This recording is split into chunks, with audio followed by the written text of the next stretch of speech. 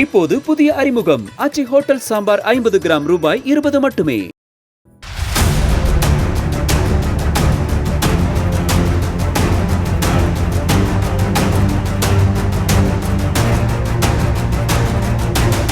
திருச்சி மாவட்டம் லால்குடி அருகே காட்டூர் சிறுமயங்குடி பகுதியில் கோத்தாரி சுகர்ஸ் அண்ட் கெமிக்கல்ஸ் ஆலை செயல்பட்டு வருகிறது. 1961ஆம் ஆண்டு நிறுவப்பட்ட இந்த ஆலை ஆரம்பத்தில் சர்க்கரை ஆலையாக செயல்பட்டு வந்த நிலையில் 1992ஆம் ஆண்டு முதல் சர்க்கரை ஆலை கழிவுகள் மூலம் மின்சாரம், உரம் மற்றும் எரிசாராயம் தயாரிக்க தொடங்கியதாக தெரிகிறது.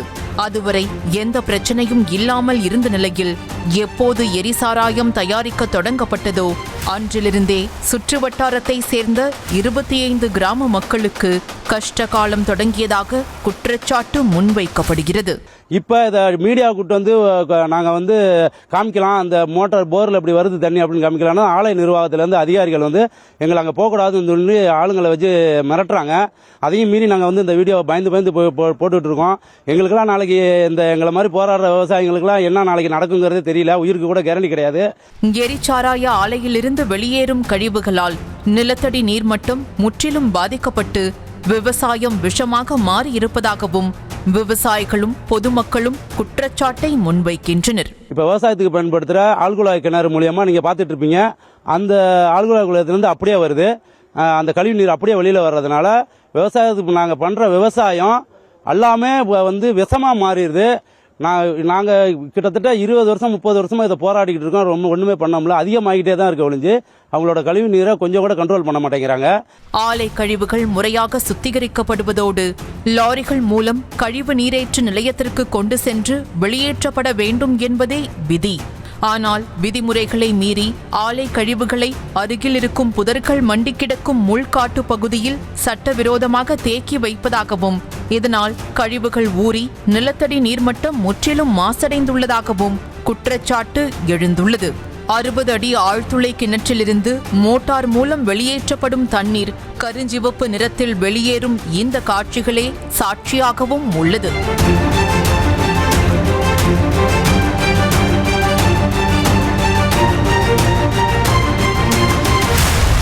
அது மட்டுமின்றி விளைநிலங்களில் கழிவுநீரை வெளியேற்றக்கூடாது என விதியிருந்தும் கழிவுநீர் ஓடை வழியாக வெளியேறி விவசாயத்திற்கு பயன்படுத்தப்படும் கால்வாய் நீரில் கலப்பதாகவும் குற்றச்சாட்டு எழுந்துள்ளது. இதனால் விவசாயம் முற்றிலும் பாதிக்கப்படுவதோடு அரிப்பு, தோல் வியாதிகள், தொற்று நோய்கள் போன்ற பாதிப்புகளுக்கு மக்கள் ஆளாவதாகவும் குற்றச்சாட்டு எழுந்துள்ளது. இந்த தண்ணினால பல பிரச்சனைகள் வர மாதிரி இருக்கு. தோல் நோய், அப்புறம் பார்த்தீங்கன்னா கேன்சர் வர அளவுக்கு கூட இந்த தண்ணியில் பாதிப்பு இருக்கு.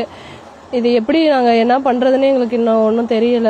இது குறித்து கோத்தாரி சுகர்ஸ் அண்ட் கெமிக்கல்ஸ் ஆலை வாயிலில் செய்தி சேகரித்துக் கொண்டிருந்த நமது செய்தியாளரை ஆலையில் பணிபுரியும் ஊழியர் கேமராவை பிடுங்கி தாக்க முயன்றதால் பரபரப்பு ஏற்பட்டது.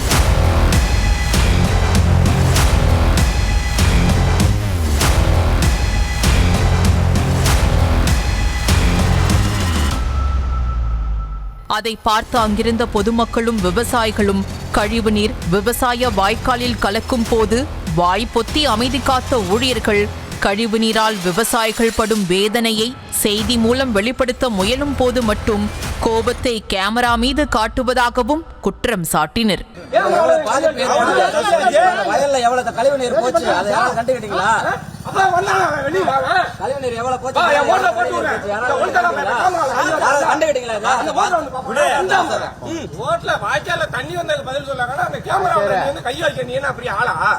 இதனிடையே கழிவுநீரை சுத்தப்படுத்தி விவசாயத்திற்கு உரமாக பயன்படுத்துவதாகவும் இதனால் பயிர்களுக்கோ விவசாயத்திற்கோ எந்தவித பாதிப்பும் இல்லை எனவும் விளக்கமளித்தார். இப்போ இது வந்து நம்ம கரும்புலேருந்து வர்ற மொலாசஸ்லேருந்து வந்து ஸ்பிரிட் எடுக்கிறோம்.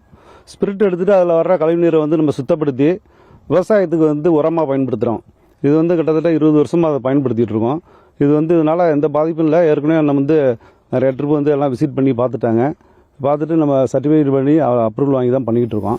ஆலை கழிவுகளால் பாதிக்கப்படுகிறோம் என விவசாயிகளும் பொதுமக்களும் குற்றச்சாட்டை முன்வைக்கும் நிலையில் முறையாக நடவடிக்கை எடுத்து ஆய்வு நடத்தி உண்மையிலேயே பாதிப்பு இல்லை என்றால் அதனை அவர்களுக்கு அரசு தெளிவுபடுத்த வேண்டும் என்ற கோரிக்கை எழுந்துள்ளது.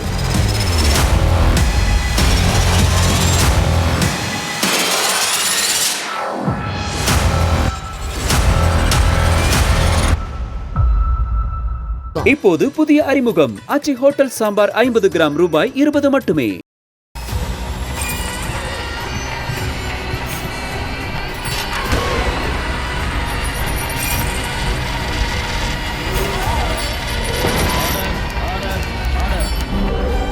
நிகழ்தகவு குற்றங்களின் மறுபரிமாணம். நாள்தோறும் இரவு 10 மணிக்கு இணைந்திருங்கள் நமது நியூஸ் தமிழ் தொலைக்காட்சியோடு.